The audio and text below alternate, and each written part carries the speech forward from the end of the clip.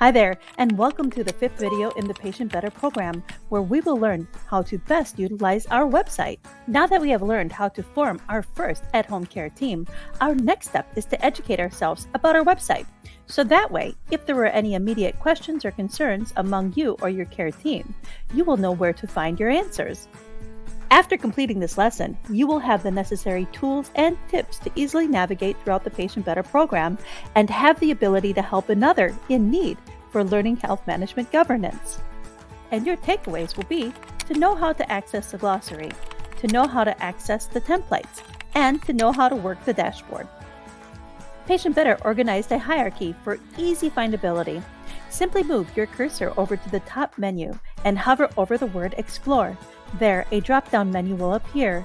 Move down and hover over the word Resources, and you will find Courses Overview, Glossary and Concepts, as well as Tools and Templates. Our glossary is comprised of terms or words found in our program about specific subjects and topics with explanations as it pertains to health communication and management. And in our Tools and Templates page, you will find all the lessons as it pertains to our workbook.